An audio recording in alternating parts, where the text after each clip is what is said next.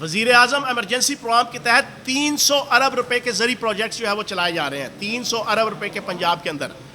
ان میں کھادوں پہ 12.5 ارب روپے کی سبسڈی دی جا رہی ہے، تصدیق شدہ بیج اور جدید زرعی مشینری اس کے اوپر 44 ارب روپے کی جو ہے وہ سبسڈی دی جا رہی ہے۔ اسی طریقے سے ای کریڈٹ اسکیم،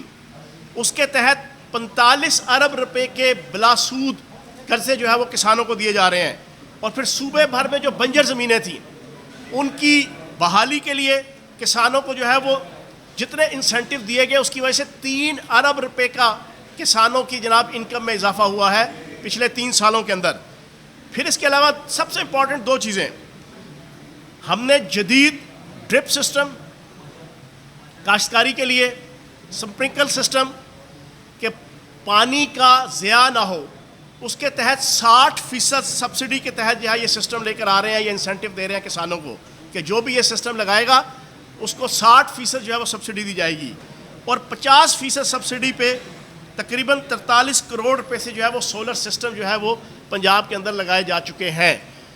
اب یہ وہ زراعت کی میں نے 20 اقدامات میں سے 5% آپ کے سامنے صرف گنوائے ہیں، جس کے تحت زراعت کے شعبے میں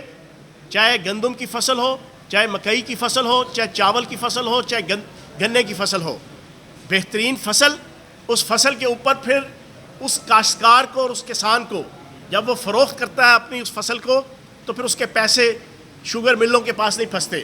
ان 3 سالوں میں اربوں روپے کی مالیت کے وہ قرضے جو آل شریف نے اپنی شوگر ملوں پہ 100 200 ارب روپیہ جو ہے وہ غریب کاشتکاروں کا پھنسایا ہوا تھا، ہم نے ان 3 سالوں میں وہ پرانے آؤٹ اسٹینڈنگز بھی اور ان کی لائبلٹیز بھی ہم نے کلیئر کروائیں۔